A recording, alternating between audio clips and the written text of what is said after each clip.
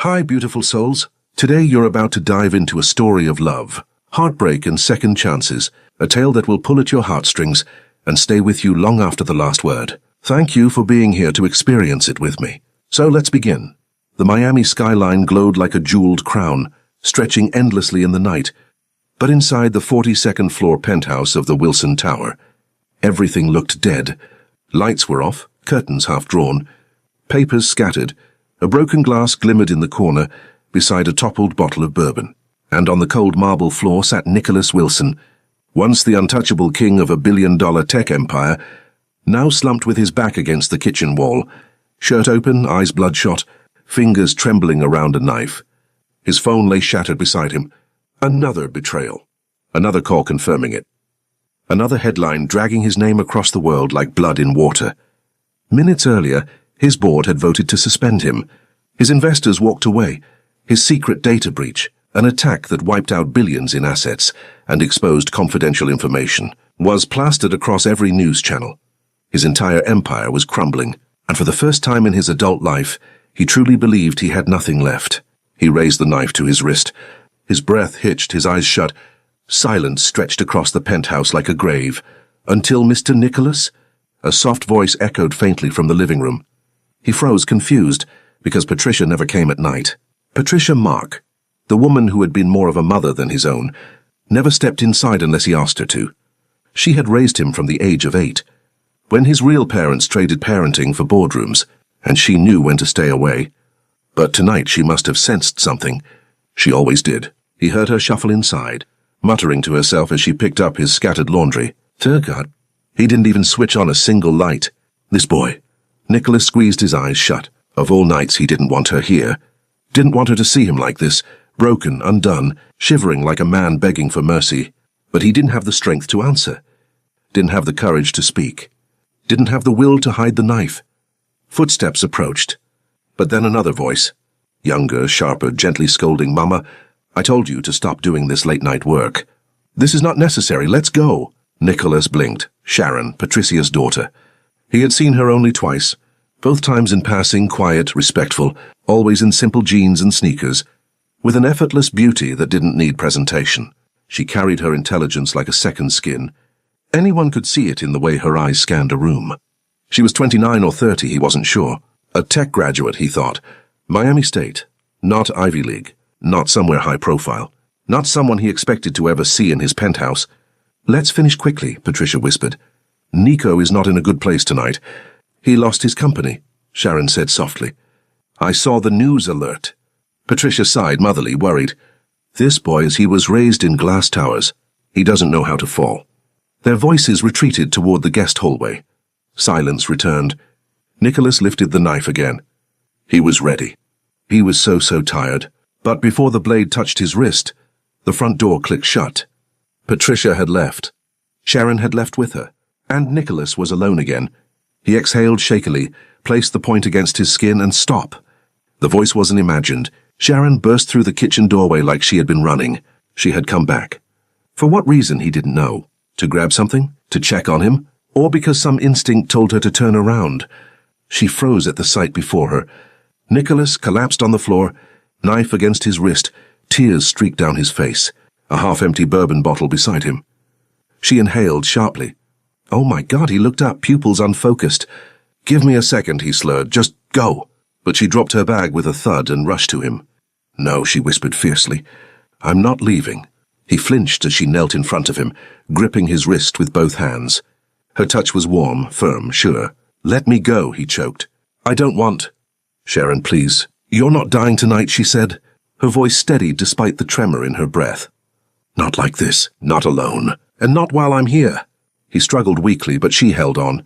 Nicholas, she said, softening her tone, look at me. He didn't want to.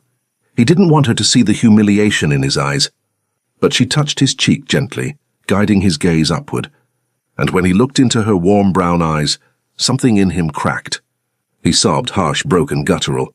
I lost everything, he whispered. Everything I built, everyone I trusted. They destroyed me. I'm nothing, Sharon, nothing. You're alive, she murmured. That is something. That is everything. He shook his head violently. Give me the knife. No, I can't start over. You can, I don't want to. She cupped his face, thumbs brushing away tears he didn't realize were falling. You're more than your money, she said softly, more than your company, more than the power you think defines you. He closed his eyes, trembling. She leaned closer, her forehead touching his. You don't have to be strong tonight. Just breathe, and stay with me. Her voice wrapped around him like a lifeline. Slowly, painfully, he let the knife go. She tossed it across the room and exhaled shakily in relief. Come on, she whispered, slipping an arm around his shoulders. Let's get you up. He tried to stand, swayed, and collapsed against her.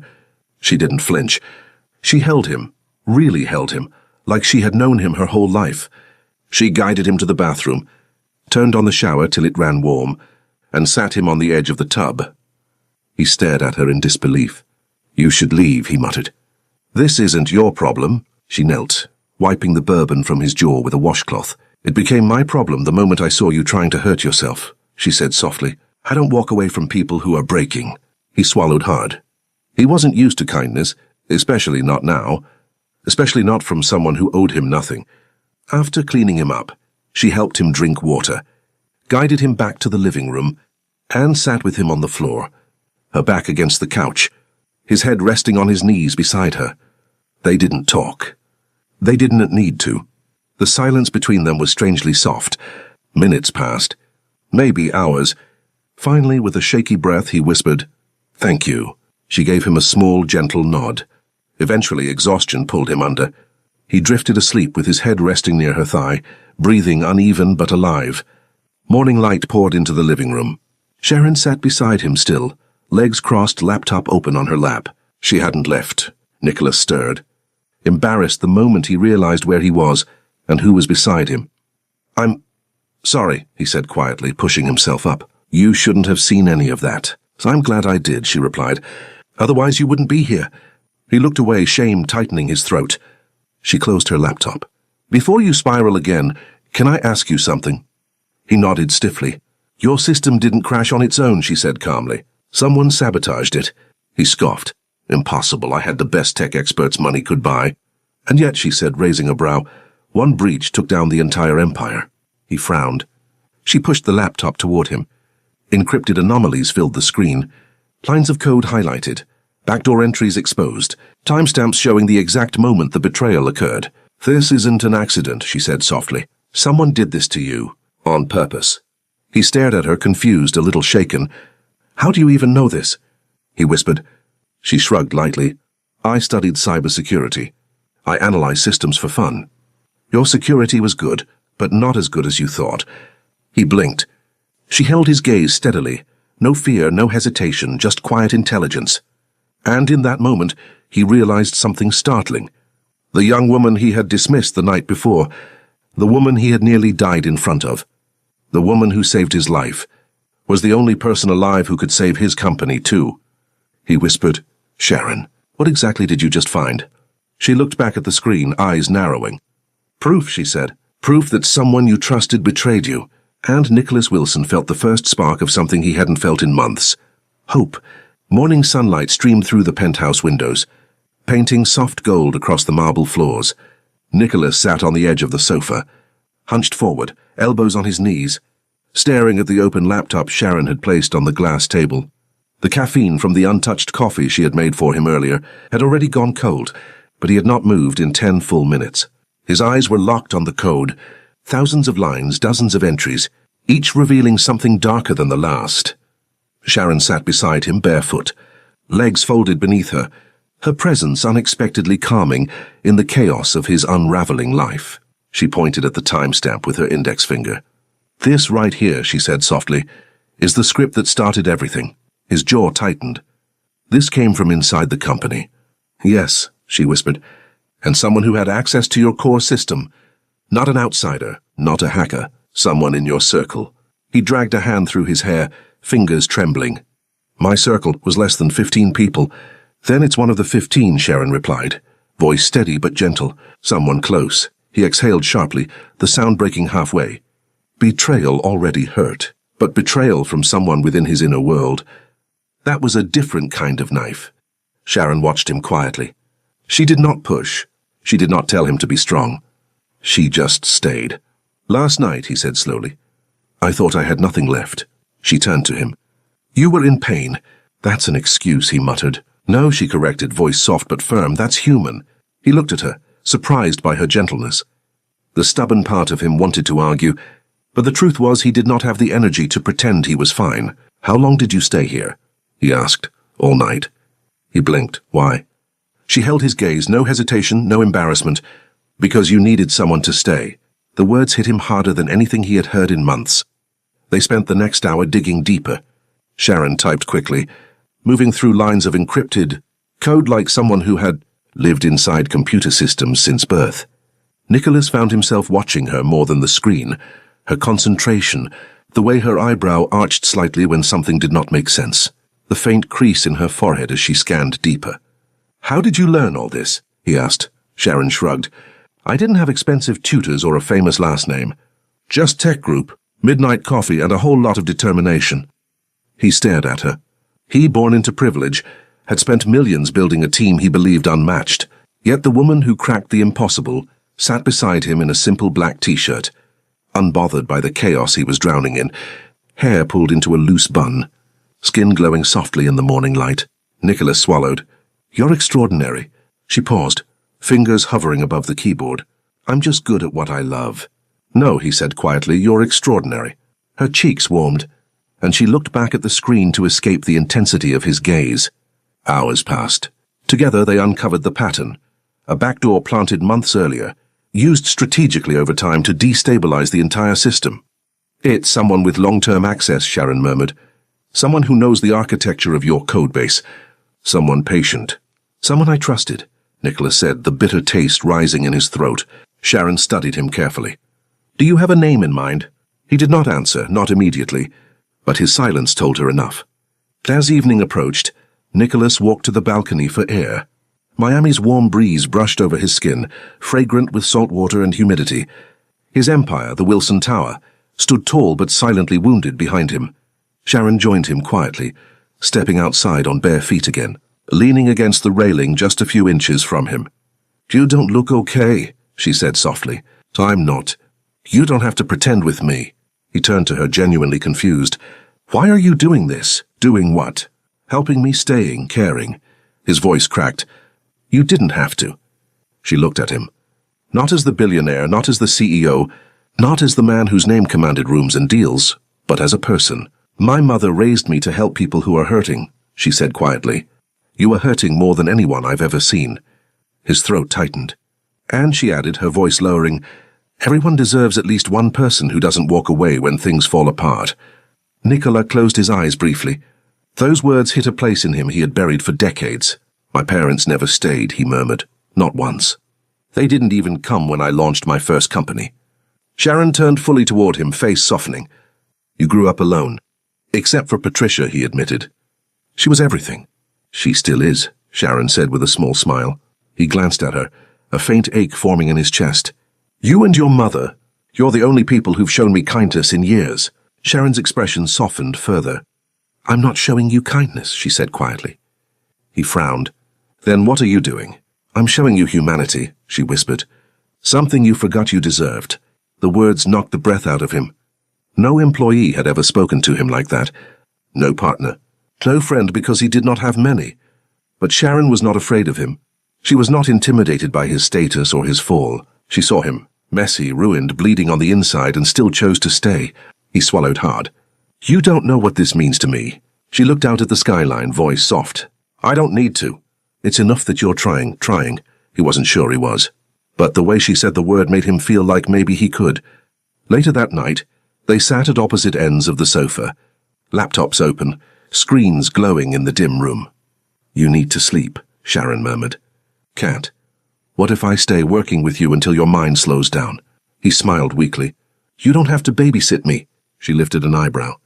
I didn't say babysit. I said stay. For a man who had been abandoned only hours before, those words were enough to keep him breathing. He nodded. Sharon scooted closer, placing her laptop beside his. Here, she said gently, breathe with me. He blinked. What? Just do it. You're stressed. She inhaled deeply. In, out, slowly. It was absurd. He was a grown man, a CEO, a man who commanded thousands, But the moment she inhaled again, he found himself following, slow, deep, steady. Something inside him loosened. "You're good at calming people," he whispered. "You needed grounding," she replied. "I saw it earlier." "What did you see?" "You shaking," she said. "And pretending you weren't." He closed his laptop. "You read me too easily." "That's because you've been carrying too much for too long," she murmured. He looked at her, really looked, and something inside him shifted. A connection, a pull, a quiet gravity drawing him toward her. He didn't understand it. But he felt it. "Sharon," he whispered, unsure what he wanted to say next. "Yes, you're different." She smiled faintly. "And you're not as cold as you pretend." He laughed softly, a sound he had not made in months. She closed her laptop as well. "Nicholas," she said gently, "I know today has been brutal. I know the betrayal cuts deep. But you're not alone in this. Not anymore." His breath caught. No one had ever said those words to him. Never. Not once. He swallowed hard. "Why does it matter to you?" She held his gaze without flinching. "Because no one deserves to drown," she whispered. "And if I can help you swim, even for a moment, then that's enough." The air shifted. He felt it in his chest, in the ache behind his ribs, in the quiet gratitude tightening his throat. He whispered, "Thank you." She touched his hand lightly, just one soft touch, and something electric passed between them. "You're welcome," she said softly. They sat like that, close, quiet, breathing in the same slow rhythm, until exhaustion finally pulled him under. Her presence beside him was the last thing he felt before sleep claimed him. And for the first time since his world collapsed, Nicholas Wilson didn't feel completely alone. The Miami heat clung to the windows of Nicholas's glass tower, but inside his office it was a different kind of warmth. Sharon sat across from him, glowing under the soft light of the desk lamp, tapping on her laptop with effortless precision. 3 months had passed since the night she saved him. 3 months of quiet companionship, slow healing, and late-night coding sessions that stretched into sunrise. 3 months of watching Sharon bring his system back to life, brick by digital brick, until his company not only recovered, but rose stronger, smarter, cleaner than ever before. 3 months of falling for her, and now, watching her sitting there, hair tied up, lips pursed in concentration, Nicholas realized something terrifying. He loved her. Not in the casual passing way he had loved women before. Not in the shallow way his wealth had attracted attention. Not in the way that faded after a few weeks. No, this was deeper. This was slow and violent and consuming. Like something had reached inside his chest and rewritten who he was. He stared at her a moment too long. Sharon glanced up. "You're doing it again." "Doing what?" he asked, pretending to focus on his own screen. "Staring like you're analyzing an error code." He smiled softly. "Maybe I am." She raised a brow. "And what did your analysis reveal?" "That I owe you more than I can ever repay," he murmured. Her expression softened, but she quickly looked away. "Don't make it dramatic," she said lightly.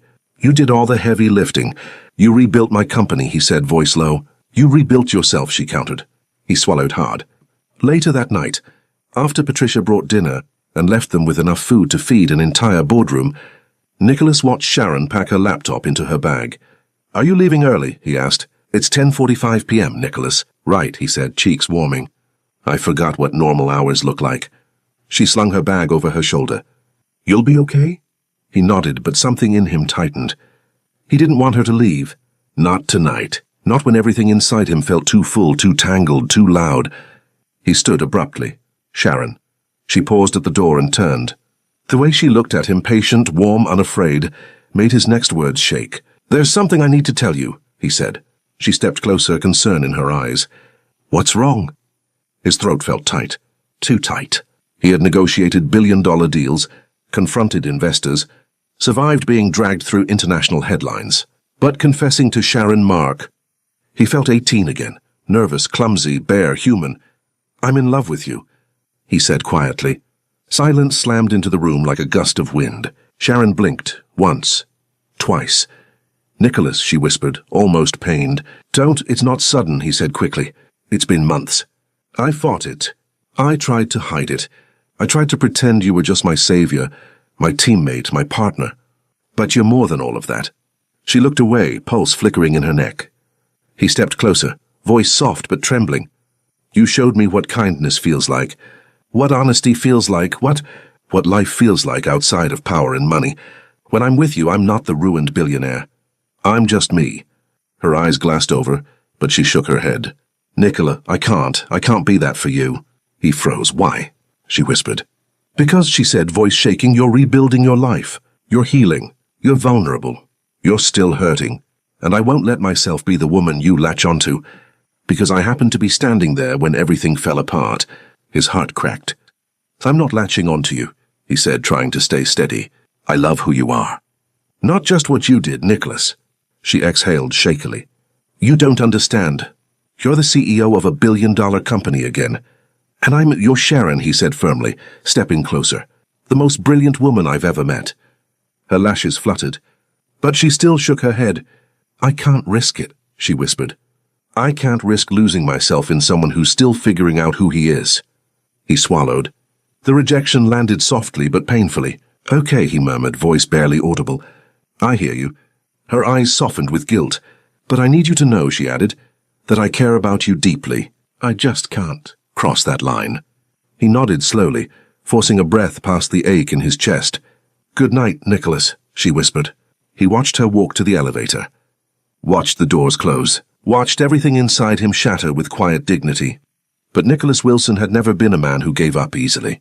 And when it came to Sharon, giving up wasn't an option. The next day, he showed up at her apartment building at 7 a.m. She stepped out of her door, startled. Nicholas, what are you? He handed her a cup of coffee.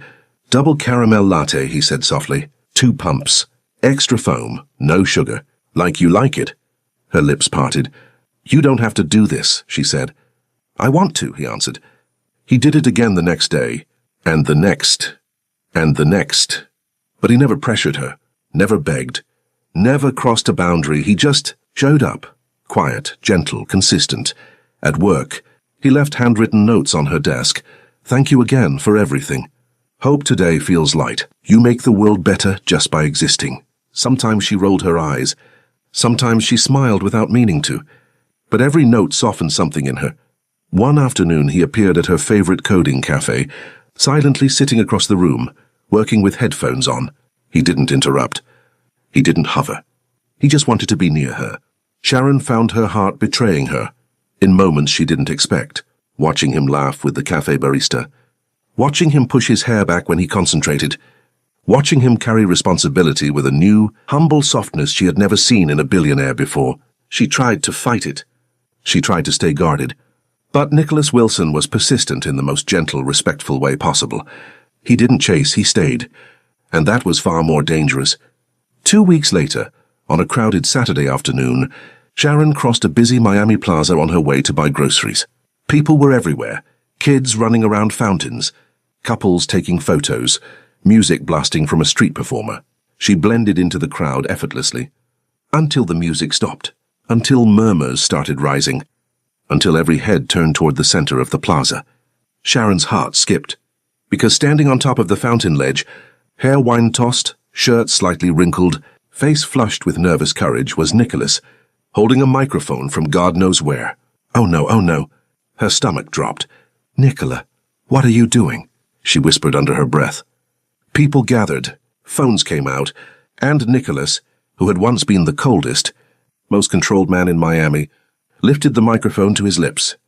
Hi, he said, voice echoing across the plaza. I'm Nicholas Wilson. A wave of whispers rippled through the crowd. He continued, voice steady despite the tremor she knew was there. I'm here today because there's a woman I love. Sharon froze. I tried to tell her privately, he said, but she's stubborn and gentle and too smart for her own good, so I'm trying again, publicly, loudly. A few people laughed fondly. Sharon covered her face with her hands. Lord help me, but I'll say this clearly, Nicholas said, eyes scanning the crowd. Her name is Sharon Mark, and I love her. I love her strength. I love her fire. I love how she saved my life without ever asking for anything in return. I love who I am when she's near. I love everything. The plaza erupted with gasps and applause. Sharon's eyes stung. Her pulse raced. Her knees weakened. People started chanting, "Where is Sharon?" She stepped forward slowly, trembling. When Nicholas saw her, his breath stopped. He jumped down from the ledge and walked toward her like she was the only person in Miami. Sharon, he said softly, gently offering the microphone to a bystander. I know you said no. I know you're scared. I know I hurt. I know I'm imperfect. But I'm not going anywhere. Not today. Not tomorrow, not ever. She felt her defenses crumble with every word. He reached her, breathing fast. If all you want from me is friendship, I'll take it. If you want distance, I'll respect it. But I need you to know every word I said was real. Tears slipped down her cheeks. For the first time, she didn't fight them. Nicola, she whispered. Yes, come here. He blinked. What? She grabbed the front of his shirt and pulled him down into a kiss. Heat, relief, shock. 1,000 emotions collided as the plaza erupted around them. Nicholas froze, then melted, kissing her back like she was air-life salvation. When she finally pulled away, she whispered against his lips, I never stopped wanting you. I was just scared. He brushed a tear from her cheek. I was scared too. She let out a shaky breath. But you didn't run. He smiled, forehead against hers. I stayed. And I'm done pushing you away, she whispered. Nicholas exhaled shakily, pulling her into his chest as cheers rose around them. For the first time since his empire fell, since his life collapsed, since he thought he had nothing left, he felt whole. He felt chosen. He felt love. Miami was painted in gold that morning, that soft sunrise gold that looked like hope, spreading slowly across the sky. Nicholas stood in front of the balcony window, tie in hand, heart pounding like he'd never commanded billion-dollar deals in his life. Today wasn't a negotiation. Today wasn't an empire. Today was Sharon. Today was the woman who had rebuilt him from dust, the woman who allowed him to find a version of himself he didn't even know existed. He adjusted the tie again, then dragged a palm down his face. I rebuilt a corporation from ashes, he muttered. Why can't I tie this thing right? Patricia laughed softly behind him, warm, motherly, familiar. Because love makes your hands tremble, Nicholas. And that's not a weakness. He turned, exhaled. You've been with me since I was 8. And now here you are, getting me ready for my wedding. Patricia straightened the tie gently, eyes misty. You deserve to be loved, mi niño. You always did. You just needed someone who saw your heart before your money. He swallowed the lump in his throat. She saved my life, Patricia. She saved more than that, she whispered. She saved the boy I used to tuck into bed. She brought him back. He had no words, only gratitude. By the time they reached the beachfront garden, a private cove Nicholas had bought and redesigned just for her, guests were already seated. White chiffon fluttered in the breeze, the aisle lined with soft roses and delicate lights, shaped like fireflies. Miami's turquoise waves provided the soundtrack, but none of it mattered, because when Sharon stepped out from behind the bridal arch, everything else blurred. She wore a simple ivory gown, elegant and soft, her curls pulled back but free enough to dance in the breeze. Her skin glowed under the morning sun, caramel warmth glowing like she carried her own light. When Nicholas saw her, his breath vanished. She wasn't just beautiful. She was the reason he was alive to see beauty at all. Sharon held her bouquet gently, failing to hide her trembling fingers. She knew everyone's eyes were on her, but her eyes were only on Nicholas, the man who had once sat on his kitchen floor wanting to die, the man she refused to let go, the man who spent months proving that his heart wasn't a performance, but a promise. He looked at her like she was the miracle that rewrote his destiny. When Patricia linked her arm with Sharon's and began to walk her down the aisle, Nicholas wiped a tear he didn't bother hiding. Sharon saw it, and she smiled, the soft, emotional smile she gave only to him. When she reached him, he whispered so quietly she barely heard it. Thank you for choosing to live with me. Her eyes warmed. Thank you for choosing to live. The officiant began the ceremony, but they hardly heard the words. Their hearts were speaking too loudly. You may say your vows now. Nicholas inhaled deeply, hands shaking around hers. Sharon Mark, before you walked into my penthouse that night, I thought everything good in me had died. I thought my worth was tied to what I built. I thought losing everything meant losing myself. And then you saved me. Not just my company. Not just my sanity. You saved the part of me that I'd buried under ambition and armor. She blinked back tears, lip trembling. You believed in me when I was unlovable. You held me when I was unbearable. You held my hand when I didn't want to breathe anymore. You stood by me when the world mocked me. You fought for me when I couldn't fight for myself. Sharon, everything I am today, I am because you stayed. Her tears broke free. He continued, voice thick with emotion. You showed me that vulnerability isn't weakness. Love isn't dependence, and trust isn't a gamble. I vow to love you with the same devotion you gave me without hesitation. I vow to stand by you, protect you, cherish you, and lift you the way you lifted me. You are my miracle. You are my beginning, and I will spend the rest of my life proving that the man you saved was worth saving. Sharon pressed his hands to her lips, eyes swimming. My turn, she whispered. The wind stilled. The ocean softened. It felt like even nature leaned in to listen. Nicholas, when I walked into your penthouse that night, I didn't save you. I simply refused to let a good man die believing he wasn't worthy of life. You were broken, yes, but even in your darkest moment, your heart was still fighting. I just held the pieces long enough for you to see that. She took a shaky breath. You fell, but you allowed me to help you rise. And in that journey you showed me gentleness I never expected. Patience that melted my walls. Devotion that scared me, healed me, and made me believe in love again. I turned you down because I was afraid. Afraid of heartbreak. Afraid of being too much or not enough. But you kept choosing me openly, loudly, fearlessly. She smiled through her tears.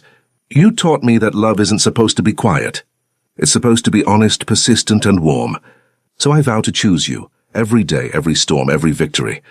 I vow to fight beside you, stand behind you, love you fiercely, challenge you when you lose yourself, and remind you always that you are enough.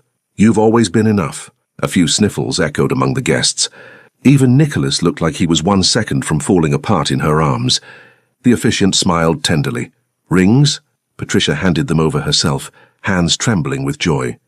Nicholas placed the ring on her finger, whispering, My forever. Sharon slid his ring on with hands that shook. My home. The sun broke through the clouds, warm and bright. I now pronounce you husband and wife. Nicholas didn't wait. He cupped her face and kissed her. A deep, emotional kiss. The kind that came from months of love. Fear, gratitude, and devotion. Sharon melted into him, fingers gripping the back of his neck, tears mixing with the kiss. When they broke apart, the world roared with applause, but Nico only whispered against her forehead, I'll love you every lifetime. And she whispered, I'll cherish you too. Their reception was intimate. Soft music, dim lights, heartfelt laughter, and a joy that felt like breathing after years underwater. Sharon danced barefoot on the sand with him, her head on his chest. Can you believe this? She whispered. He wrapped his arms around her. I can, because I've dreamed of this since you took that knife from my hand. She looked up at him, emotional. Don't bring that day up today. I have to, he whispered, because that was the day God returned my heart to me. Her eyes softened. Then today is the day he gave you mine. He kissed her again, soft, long, certain. A year later, their house was filled with tiny cries and soft laughter.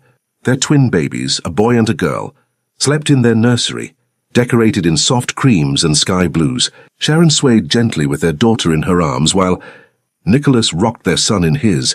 Can you believe we made them? She whispered. Nicholas kissed their daughter's tiny head. I can believe anything as long as it's with you. Sharon smiled, leaning her head against his shoulder. This wasn't the man she met in a dark penthouse. This was the man she married, healed, loving, vulnerable, whole. You still owe me something, she murmured. He raised a brow. What? That loud confession you made at the square? Our kids need to see it one day. He laughed softly. I'll shout your name across Miami every year if you want. She grinned. Good, because you're mine, Nicholas Wilson. He pressed his forehead to hers, always, and in the golden quiet of their nursery, with their twins breathing softly against their chests, they knew one thing for certain. Their love hadn't just saved a life. It built a new one. A forever one. And that brings us to the end of this story. I hope it touched your heart, stirred your emotions, and reminded you of the power of love and second chances. Remember, when one love story ends, another is waiting to begin. If this story moved you, don't forget to like, comment, share, and turn on the notification bell so you never miss the next heartfelt tale. I'd love to hear your thoughts, so share them in the comments below. Until next time, keep your hearts open and your souls inspired. This is Vintage Mike Tales.